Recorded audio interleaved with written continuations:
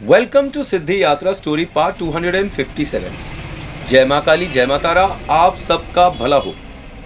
तो आज के एपिसोड में हम डिस्कस करेंगे यक्षिणी को। और यक्षिणी में किसे डिस्कस करेंगे?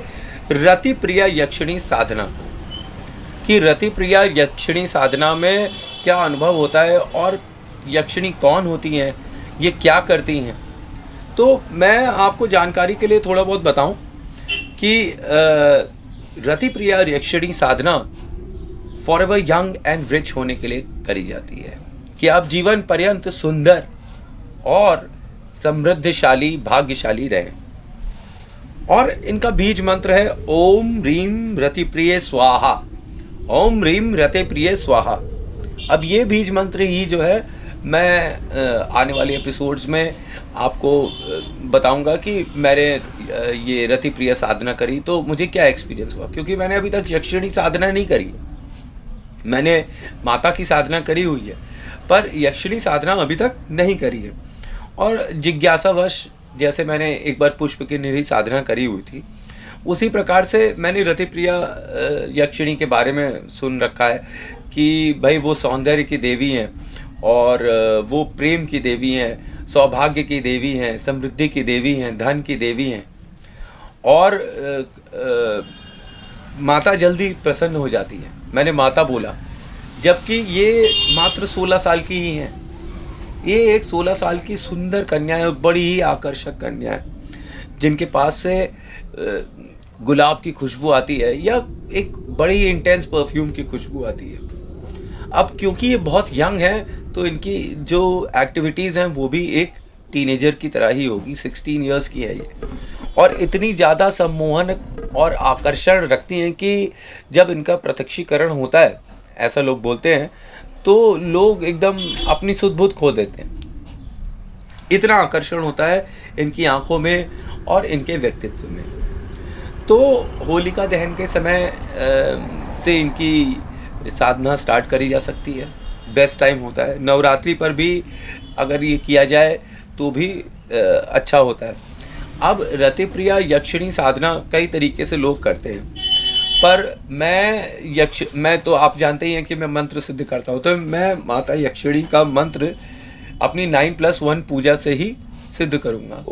मतलब उनकी जो पूजा अर्चना करूँगा वो 9+1 की ही पूजा से करूँगा, जो मैं अभी तक आपको बताते आया हूँ, जो 9 दुर्गा और 10 महाविद्याओं की पूजा है।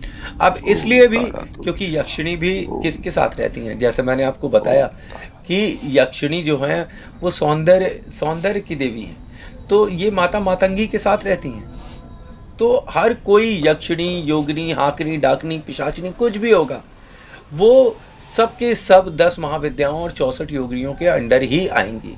वो कोई ना कोई एक डिपार्टमेंट मिल जाता है ना उनको, तो वो उसी तरीके से हर यक्षिणी के पास एक डिपार्टमेंट है।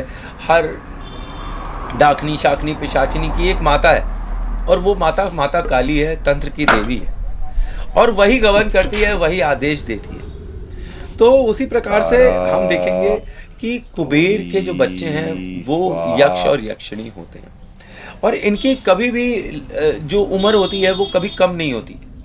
दे आर एजलेस, मतलब ये कभी इनकी उम्र ही नहीं कम होगी। 100 साल का बुढ़ा बुलाएगा, इनको आवाहन करेगा 100 साल के बाद, तब भी ये 16 साल के होंगे। 20 साल के उम्र में आप आवाहन करेंगे तब भी ये 16 साल की ही होंगी, और हमेशा सुंदर होंगी, आकर्षक। कभी इनका मतलब विभत्स चेहरा नहीं दिखाई पड़ता है, ये हमेशा आकर्षण ही क्रिएट करती हैं।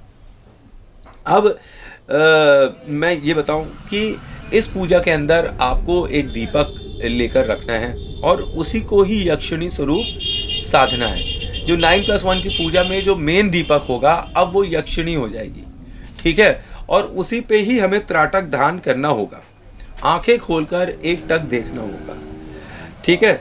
और जहाँ पर भी आप साधना होगी वहीं आपको सोना होगा।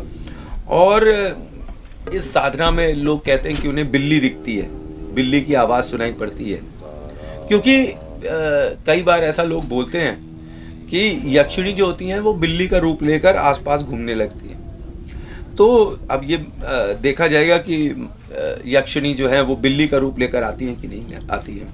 16 साल की ये होती हैं, और ये जंगल की देवी होती हैं, और ये कुएं की भी देवी होती हैं। और इस पूरी साधना के अंदर आपके ब्रह्मचार्य का ज़बरदस्त मतलब टेस्ट होता है। ऐसा कहते हैं कि वीर्य हनन नहीं होना चाहिए इस साधना के बीच में।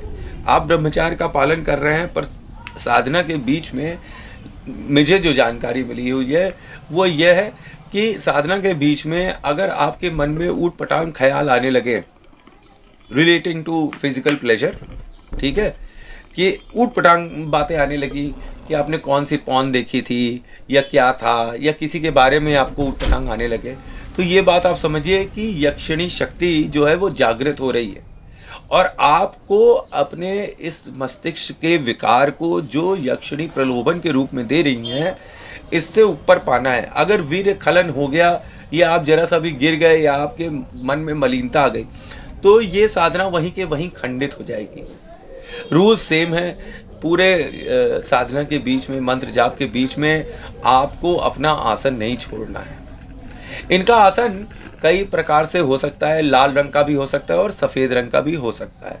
अब मेरे गुरु ने मुझे आज जो आसन दिया था, गुरु आसन, वो सफ़ेद रंग का है और माता का जो आसन है वो रेड कलर का है। तो मैं अपने साधना के समय रेड कलर का आसन बिछाता हूँ, उसके ऊपर सफ़ेद कलर का अपना गुरु का आसन बिछाता हूँ और जो गुरु ने कपड़े दिए हैं उनको पहनकर ही साधना करता हूँ ताकि मेरी रक्षा हो सके। अब इसी तरह मैं साधना करता हूँ तो मेरे लिए आसन चाहे सफ़ेद हो चाहे लाल एक समान हो जाएगा। मैं अपने उन्हीं आसनों पर करता हूँ। बगलामुखी में मैंने पीला आसन यूज़ किया था जो मैंने अलग करके रखा हुआ है, वो मैं रेगुलर यूज़ नहीं करता हूँ। जो मैं रेगुलर यूज़ करता हूँ वो माता काली का लाल आसन और अपने गुरु का वाइट कलर का आसन ही यूज़ करता हूँ। अब वही आसन मैं रति प्रिया यक्षिणी साधना में भी करने का इच्छुक हूँ। अब दीपक को तो आपने देख लिया, इसमें फूल वूल चढ़ाना होता है और एक मिठाई चढ़ानी होती है, 2 अगरबत्ती चढ़ानी होती है, ज़्यादा कुछ नहीं। इसमें त्राटक ध्यान करना होता है और माता को बुलाने का, आवाहन करने का जितना सरल उपाय आप करिएगा तो वो उतना अच्छा होगा। इसका क्या मतलब हुआ? मतलब ये कि अगर आप यक्षिणी को बुलाना चाहते हैं तो उनका मंत्र का जाप करें और जो भोग चढ़ाएं वो ऐसा भोग चढ़ाएं कि वो बहुत कठिन ना हो, वो आसान भोग हो। जैसे एक जो दिया मैंने सिद्ध करवाया हुआ है आप सबसे, तो उस एक दिए के अंदर जो है आप 2 मिश्री, 1 मिश्री और 2 लौंग, ठीक है, उसको डालकर उसको होम करें, यही उनका भोग हो जाएगा। तो मीठा और 2 लौंग, 1 मिश्री 2 लौंग और कपूर के साथ इसको होम करना है, तो यही भोग हो जाएगा। उसके बाद जो दीपक आप जलाएंगे उसमें आप त्राटक कर दीजिए और जो 9 दिए जो आपके पास होंगे उनके अंदर भी केवल 2 लौंग 1 मिश्री, 2 लौंग 1 मिश्री, 2 लौंग 1 मिश्री और पुष्प चढ़ा देना है, ठीक है। तो फूल चढ़ाना बहुत ज़रूरी है, इत्र चढ़ाना बहुत ज़रूरी है। अब मैं आपको एक चीज़ और बताऊं कि यक्षिणी को ज़्यादातर के लोग मित्र के रूप में या प्रेयसी के रूप में पसंद कर लेते हैं और बाद में परेशान होते हैं। चलो मित्र तो चल जाएगा, पर प्रेयसी के रूप में प्रसन्न करना अपने बस की बात नहीं है। हम कोई भी पैरानॉर्मल शक्ति की फिजिकल पावर को, फिजिकल प्लेजर को तृप्त नहीं कर सकते। तो ये गलती नहीं करना चाहिए कि प्रेयसी के रूप में उनको कई लोग सिद्ध कर लेते हैं, वो नहीं करना चाहिए। माता के रूप में, बहन के रूप में और मित्र के रूप में आप इन्हें सिद्ध कर सकते हैं। तो प्रेयसी के रूप में अगर आप करेंगे तो खतरा होगा, और ये दूसरी चीज़ कि आपको किसी के साथ शेयर नहीं करेगी। और इस साधना में मैंने सुना है कि स्पर्म्स की बहुत ही हानि होती है, स्पर्म्स की बहुत ही हानि होती है। अब हम लोगों को ये याद रखना चाहिए कि हम सेक्सुअल एनर्जी नहीं किसी भी पैरानॉर्मल एंटिटी की मैच कर सकते हैं। और तीव्र साधना जो है ये 41 दिन तक होती है इसकी। जैसे मैं 9+1 की बता रहा हूँ, वैसे मैंने सुना हुआ है कि इसकी जो तीव्र साधना है वो 41 डेज तक होती है और हर दिन 250 माला लोग करते हैं। और नॉर्मल में जैसे मैं बता रहा हूँ यहाँ 21 माला आप रोज़ करिए तो भी आपको, मान लीजिए प्रत्यक्षीकरण नहीं होता है तो भी आपको अनुभव जरूर हो जाएगा, कृपा जरूर मिल जाएगी। और हमें चाहिए क्या? कृपा चाहिए कि हमें कृपा मिले, हमारा जीवन पॉजिटिव चीज़ों से भर जाए, हमारे घर में क्लेश ना हो। ये ग्रह शांति के लिए भी यक्षिणी बहुत ही अच्छी है रति प्रिया। ये मियाँ बीवी के बीच में, प्रेमी प्रेमिकाओं के बीच में संबंध अच्छे करती हैं, घर के लोगों के साथ संबंध अच्छे करती हैं। तो हिंदू तंत्र में रति प्रिया यक्षिणी एक दिव्य दयालु देवी हैं जो साधकों को प्रेम, अपार सौंदर्य, धन की समृद्धि प्रदान करने के लिए जानी जाती हैं। विशिष्ट साधनाओं के माध्यम से उन्हें प्रसन्न करने से गहरे भावनात्मक संबंध स्थापित होते हैं, मन चाहा जीवन साथी प्राप्त होता है और कुबेर के धन के समान सुख सुविधा और समृद्धि का जीवन व्यतीत होता है। रति प्रिया यक्षिणी के बारे में मुख्य विवरण कुछ इस प्रकार हो सकता है कि मुख्य रूप से ये प्रेम, स्नेह, वैवाहिक सफलता और बढ़ाने और आर्थिक संकट से उबरने के लिए पूजा की जाती है। ऐसा माना जाता है कि यह यौवन, आकर्षण और सुरक्षा प्रदान करती हैं। इस अनुष्ठान में जो रति प्रिया का अनुष्ठान होता है, रति प्रिया यंत्र का प्रयोग करना चाहिए। विशेष रूप से तैयार किया गया सुगंधित वातावरण बनाना चाहिए। उनके मंत्र का जाप करना शामिल है। साधना आमतौर पर 3 दिन, जैसे मैंने आपको बताया, 10 दिन भी होती है, 41 दिन भी होती है। कई छोटी साधना लोग बताते हैं जिनको पता होती है कि 3 दिन या उससे अधिक का समय लेती है ये साधना। उसके दौरान भक्त गुलाब चढ़ाते हैं और उनके स्वरूप का ध्यान करते हैं। एक सावधानी बरतनी चाहिए कि यक्षिणी साधनाओं की तरह सुरक्षा और उचित पद्धति सुनिश्चित करने के लिए इसे किसी योग्य गुरु के मार्गदर्शन में करने की सलाह दी जाती है।